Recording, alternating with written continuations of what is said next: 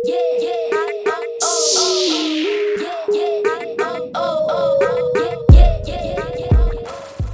up, everyone? It's your girl Alison, you're tuned into GBS TV Art Club, where we believe that everything around us is art, only with a talented hand. Stay tuned as we dive into the vibrant world of creativity and expression. Remember, we are on every single Friday at 8:30 p.m. Kama kawaida, before we start the show, I want to narrate you a very short art story about a painting currently showing on your screens right now. This painting is called The Ambassadors, and it's a 1533 painting by Hans Holbein the Younger, also known as Jean de Danteville and Georges de Selve, after the two people it portrays. It was created in the to-do period in the same year Elizabeth I was born.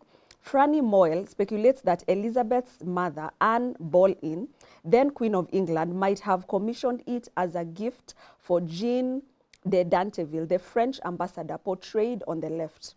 De Selve was a Catholic bishop. As well as being a double portrait, the painting contains a still life of meticulously rendered objects, the meaning of which is the cause of much debate. An array of expensive scientific objects related to knowing the time and the cosmos are prominently displayed. Several refer to Rome, the seat of the Pope. A second shelf of objects shows a lute with a broken string, a symbol of discord, next to a hymnal composed by Martin Luther. It incorporates one of the best-known examples of the anamorphosis in painting. While most scholars have taken the view that the painting should be viewed side-on to see the skull, others believe a glass tube was used to see the skull head-on. Either way, death is both prominent and obscured until discovered. Less easily spotted is a carving of Jesus on a crucifix, half hidden behind a curtain at the top left. The Ambassadors has been part of London's National Gallery collection since its purchase in 1890. It was extensively restored in 1997, leading to criticism, in particular that the skull's dimensions had been changed. Well, now that's your art story for the day. Don't forget to follow us on all our social media platforms at GBS TV Africa. Our SMS line is 21144. Msao kwanza na hashtag at Klub. Unajua kwa nyumbani you have a gift. DM me on my Instagram at Alice Kamanzi. Atuonesha watu kunje what you've got. Sindio? Now our riddle for the day. What goes through cities and fields yet never moves? What goes through cities and fields yet never moves? Kumbuka majibu fupi pale kwa SMS line at 21144. Now, before I introduce our guest for today, we have a very short art video for you guys. Check this out.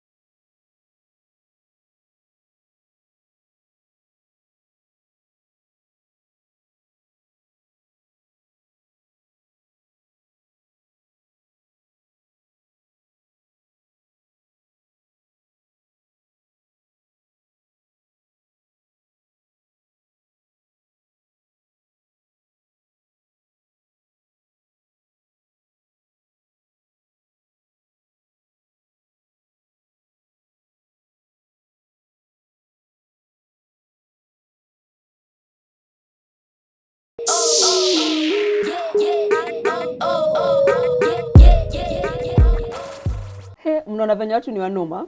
Now our guest for today, karibu. Asante So, sana. Nataka ujiintroduce, uambie watu what you do, ukiangalia ile kamera. Oh. So hi guys. My name is Evans Omulama. I'm a visual artist, stroke storyteller. Yeah. So I specialize in muralism, canvas, yeah, and graffiti. Yes.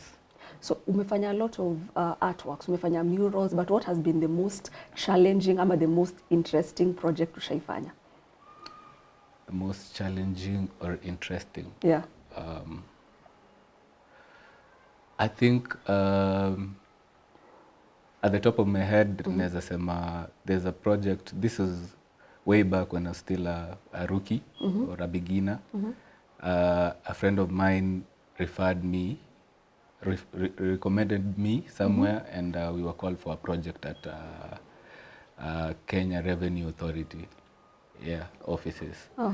So KRA. KRA. Exactly. So like I'd say it was interesting because like it was I was beginning as an artist, and when I got there, it was a group of artists because it was a big project. So it was interesting to learn different perspectives of how to express yourself through the artists, and at the same time working, and at the same time getting my first, I'd say, big paycheck from art. It made it all worth it that, okay, this thing can actually make, make me money. So yeah, I'd say that is the interest. There's a lot, but that is what I can remember at the top of my head, yeah. And what do you think what is a skill that every artist needs? A skill that every artist needs. Yeah. I would not really say a skill. I'd say every artist needs a creative mind, a creative mindset, because like I feel like if every skill in art can be improved on and practiced to a point where it like you can be the best in your field, right? So it's a lot of them, but you have to have that mindset to, you know, to go beyond and try new things and be creative. So I'd say a creative mindset. Creative and unique. Yeah. Just to be you as an artist. Yeah, because if you're creative, you can do, like, you can literally do anything. Yeah. You can choose to tattoo. You can choose to paint on canvas. You can choose to do graffiti or any other thing. Yeah. Yeah. So you've done murals, you've done graffiti, you've done exhibitions, but ulifikaje hapa? How has your journey been mpaka ukafika hapa? It's not an easy journey, I'd say. And I think every artist that has been in the game for like 5+ years would attest to that. But I literally started my, I'd say, professional art journey. I met a friend that I used to school with in primary school, and we used to like draw matatus back then. And so we were just getting to know what each other is doing. And then he told me, you see, that thing you were doing in primary is actually the thing that I'm doing now. So he had just done his first matatu. He had done graffiti on his first matatu. Oh, okay. Yeah, at that time I was a teacher, and we were on holidays. So like, unafunza nini? Nilikuwa nafunza, I was a primary school teacher, so I was teaching literally like every subject. Okay. Yeah, it's just that unajua uko comfortable na gani, but I was teaching everything. Anyway, so we were on holiday, so I met him in town, and then Ivo took unajua, and then he explained what he was doing at the time, and I made a decision to join him that time. So I asked him, do you need someone to help you? Yeah. And he was like, I actually need people to help me. Yeah. And that's how I quit. I'd not recommend anyone quitting their job like that. Yeah. But that's how I quit teaching and got fully into art. So from that time, it's been constant practice, because I started in matatu. I did matatu for a year. Then I moved on to graffiti, like now on walls. There were a lot of events on graffiti that time. So I got into graffiti, and then I met a mentor. He's called LJ Graffiti. I think a lot of people know him. So he mentored me into the graffiti field, and that's where I got that first gig I was telling you, the most interesting gig. Oh, okay. He's the one who recommended me. Yeah. Yeah, at KRA. Yeah. And then because graffiti gigs are far in between, so like you need to sustain yourself in between those gigs, because they don't come like at every day, yeah. or they have a season. Yeah. So another thing, like the same guy recommended me to another job, and in that job we were doing something at Village Market, and it, like, the first week we were doing the background stuff, right? So it got to that point where now it started to involve actual painting, and I wasn't good at painting that time, right? But I was just confident because like they were paying us good money, and that money was going to be increased once we started now doing the detailing of the whole thing. And unfortunately, some of us were chased away because like we were not good with the brush of painting. Okay, that must have been bad. Yeah, but then I decided now I wanted to like learn this brushwork, because if it got me out of that job, which was supposed to run for like you're a one month, of those people. Yeah, I was one of the people who got the fun. like who was cut off. Yeah. Yeah, so I took it as a motivation to learn brushwork. So yeah, so after graffiti, I went into canvas painting, and I've been doing that. I think now this is my 5th year. Wow. So yeah, that's where I am now. I'm familiar with muralism, graffiti, and brushwork. I always say follow your gifts. Yeah. Itakupeleka far. Very true. Yeah, yeah. Very true, because like I've been to places I wouldn't have been if I wasn't doing this. Yeah. Yeah, so that's I'd advise people to follow their path. The gift of a man places him in the company of great men. Yes, India. Yes, very true. What are your social media handles? So my social media handles, I go by the Urban Creative. So on Instagram, it's the with the double E underscore Urban Creative underscore. And then on TikTok, it's the underscore Urban Creative. And then I go by the Urban Creative on Twitter and also on Facebook. Basically, it's that for whatever. It's the same name everywhere. It's just that the underscores are different places. Yeah. Okay. So how do you stay inspired and motivated in your art journey?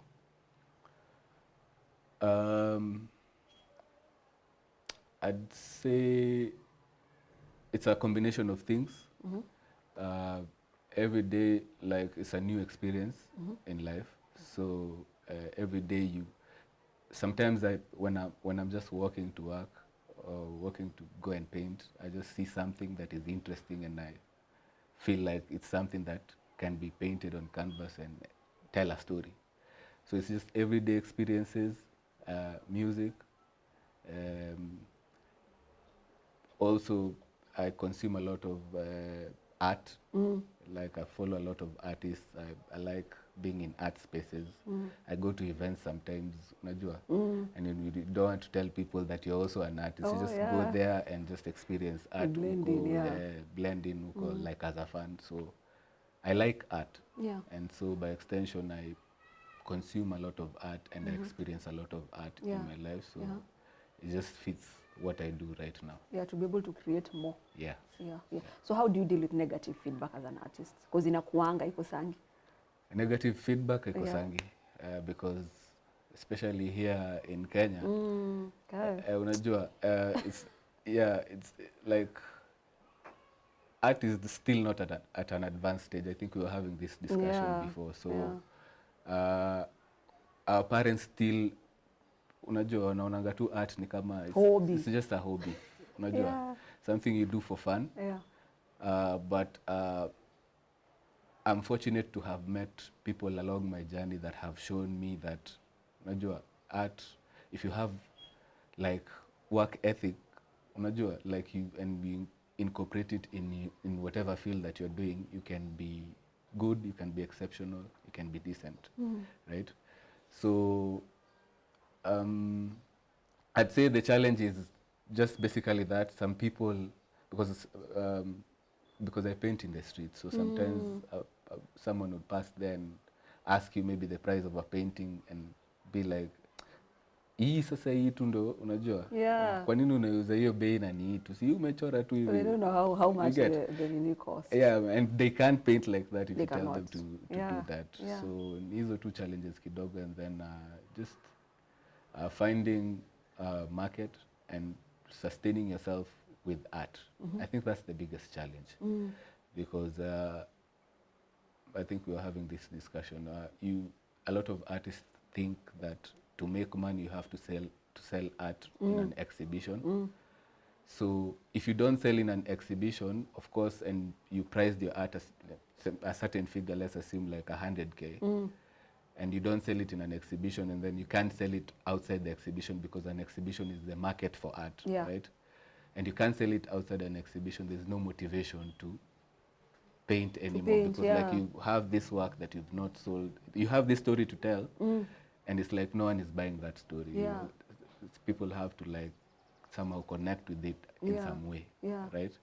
So I'd say that's the biggest challenge, to know how to make money with your art skills. And how do you deal with that negative feedback? Mtu amekuja amekuambia hivyo, like oh hii pesa, it's like a lot of money. How do you deal with those words zenye amekuambia hivyo? Okay. I think also as you mature, you learn how to handle situations in a mature way. So like I think for every beginning artist, if someone invalidates your work, then they basically invalidate you, because it's an expression of you, right? So you'll be bitter because like you're telling a life experience, you're telling these people maybe this is how I am, and they're like, sasa hizi ni gani, unaona? So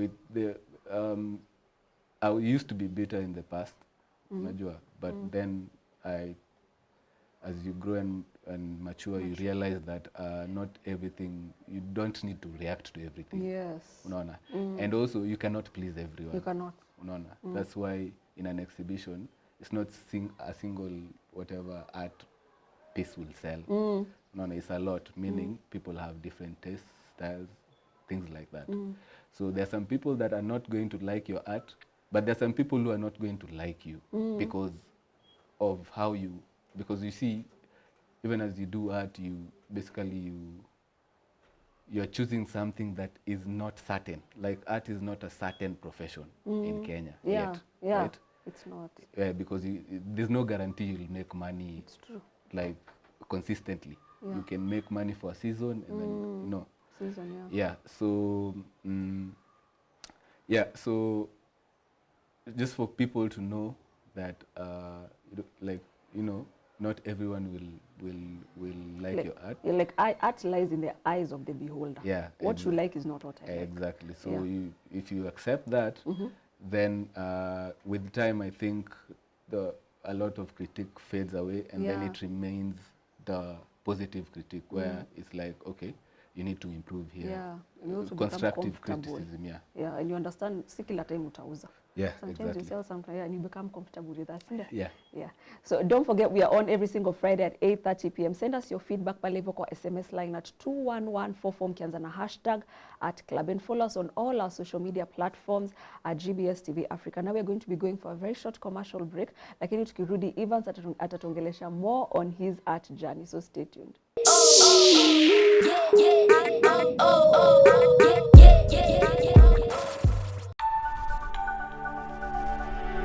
Everywhere GBS.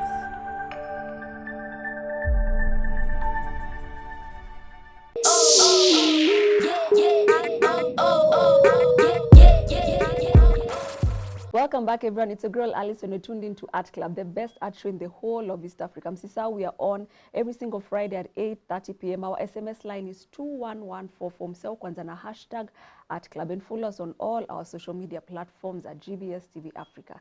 Sasa Evans, hata before utuoneshe about your work, ulikuwa unasema like saa zingine an artist anaweza peleka kazi yake kwa exhibition alafu upate hata uza. Where do you recommend artists how do you recommend for artists to promote their work ndo at least they can be able to make more sales? So there's no specific place because every artist is different. So you have to be willing to experiment. Like for example, I've tried marketing my art kwa Gigi. I didn't even know that you can market your art there, but apparently you can on Gigi. And then on social media, all social platforms, like consistently post your work. I think the people who have my number, I post. Kuna watu wanasemanga ati sijui ufai kushindwa na post status nini, but if you're an artist you have to be visible in every way possible. So my statuses, you'll see my art. On my social media pages, you'll see my art. I'm also somewhere I'm physically visible, so people who are walking by will see my art.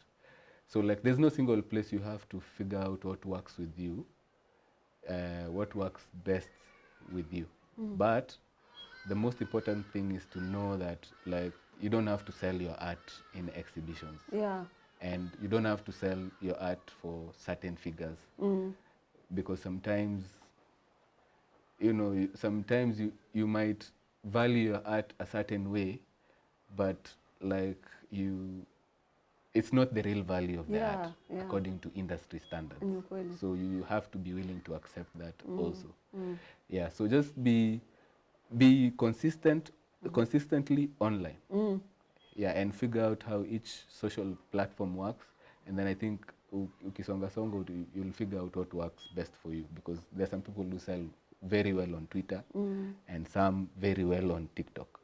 Yeah, so like for me right now I feel like TikTok is better than the other like in Instagram and all that. Yeah, so just make sure you're visible. That's the most important thing. Okay. Yeah. Now your work is really amazing. Thank you. Tuanzia na hii kwanza. Yeah, so what I brought here today is decorative art, like I told you. So like these are just pieces that you can put in your spaces at home. Yeah, it's not original art or that you can do any type of art.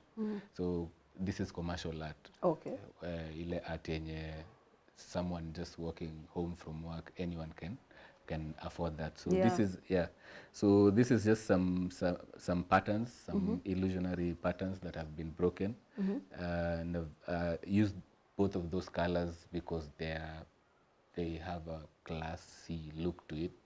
So it's something that can merge well into a space, and you can hang it from any side, because like it doesn't have have a particular orientation. You can put it in landscape mode, portrait mode. So if you have a space that has these dominant colors, yellows and golds and blacks and whites, this one fits that space. It's also a conversation piece. Watu watakuwa najiuliza hizi lines zinaenda wapi, zinaishia wapi. They're so neat. Yeah. So with experience you get to be very clean with the brush. Yeah, so this is a result of a lot of years of practice, but there's still a lot of more years of practice to get even better than that. There's better than this? Yeah. Okay. There's absolutely better than this. And this. What's the size of this? Oh, so the medium I've used here is acrylics on canvas. Okay. Its size is 74 centimeters by 60 centimeters. Yeah, so it's perfect for. Na mtu akitaka ini how much? So for this size, I do sell it at 6,500. Yeah. And so it's worth. Yeah, it's worth it. So if assuming someone wants it with a more classy look, there's a floating frame that comes with it. Na hiyo inapanda bei. How much is it going to be? Inapanda bei kiasi. So like if it has that floating frame, so for example this one would have a gold floating frame to complete the gold look. Yes. Yeah, that would go for 8,000. 8,000. Yeah, and it's affordable. Yeah. It's quite sasa hii. Yeah, so hii iko hapo mbele is simple also. It's just a BMW old school. So right now I'm into recovering old classic vehicles. So this is it's called an BMW M3 E35. So it's just something I drew out of interest because I'm fascinated by Volvos and BMWs like that right now. Yeah. Yeah, so, and sometimes if you want things, you have to manifest them, and painters, true. Painters are the most fortunate people to be able to manifest what they want through canvas. Yes. Yeah, so I did that. What's the medium of this? So I used acrylics on canvas on that as well, but the green on the vehicle, I kind of blended. It's still acrylic, but it's a glow in ultra. It's glow in the dark. Yeah, it's glowing. It's not really glow in the dark. It's UV light. It glows in UV light. Oh, but it's Yeah. still acrylic. It's still acrylic. So Okay. if there's like a blue light somewhere, it lights in a different way. Oh, okay. Yeah. What's the size? So that size is 60 centimeters height by 45 centimeters. Uh-huh. Yeah, so that size goes for 4,500 bob. Uh-huh. But like if you want it with the frame as well, the floating frame, then that price goes up to 5,500. Ah, okay. Yeah, That's really amazing. yeah. Yeah, yeah. But prices are not limited to like the size of the painting or like the type of the painting, because some pieces are originally conceptualized. So when it comes to that, then I'd not charge the same price as Yeah. this, because it may be a personal experience. Exactly, yeah. Or a personal story. Yeah. Yeah, yeah. So now we are going to enter into something called random questions. Okay. Nakuuliza swali unajibu haraka bila kufikiria. Ni mtihani. Ni mtihani, Okay. lakini bila kufikiria. No, I'll try you'll my it. best. I'll try my best. You ready? I'm ready. Okay, the first question. What emotions do you want your audience to feel when they see your work? Love. Love, okay. Which comes first, the concept or the emotion? The emotion. Okay. How do you turn pain or joy into art? Colors. Colors, okay. Who or what shaped your storytelling voice? I can't pinpoint that. And I can say that the friend Ule Matt. it's not. Oh, it's not him? It's not the only. Okay, I'd say yeah, because like he got me into the industry. Yeah, so Eugene, Eugene. my tattoo graffiti artist. Shout- Yes, shout that out. was my And inspiration. Najibu for you. Yeah, Okay. so I shared it. I shared Yeah. that information. Okay. What's the story behind your favorite piece? Is childhood connection. I'd say that. Okay. If your art could speak, what would it say? It'd say be authentic. Be authentic. Yeah. Okay. And the last one. What's one message you want to leave behind through your work? Purpose in your God-given gift or skill or talent. Amazing, amazing. So That's not one word, but yeah. it's like a one sentence, Yeah. one message. Yeah. It was one message. Okay. So tukifunga, advice to all the viewers who are watching you and your social media handles. My advice to artists who are watching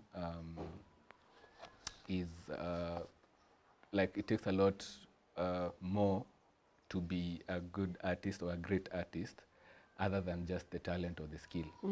So I'd advise all artists to put in work, be consistent, practice, and learn the business of art, because a lot of artists are not business or entrepreneurs as such. Yeah. But if you want to sell your art, you have to be an entrepreneur. Yeah. So learn the entrepreneurship part or side of art, so that you can be able to share your stories or your pieces of art with people more. Yeah. Yeah. Amazing. That's what I. Yeah, amazing. And your social media handles. Or social media handles. So on IG, I go by the Urban Creative, the with the double E, _ Urban Creative _ On TikTok, I go by the Urban Creative, the _ Urban Creative. And then I go by Urban Creative on Twitter and Urban Creative on Facebook. Yeah. Yeah, and my contact details, I think, are on all my social pages, so Yeah. you can reach out for anything. Thank you so much for coming today. We wish you all the best in your art journey. Go out there and conquer. Sindio? Yeah. Yeah. Honored to be here. Yeah. Thank you for hosting me. Yeah, okay, thanks. So I hope mnakumbuka our riddle for the day, guys. What goes through cities and fields yet never moves? A road.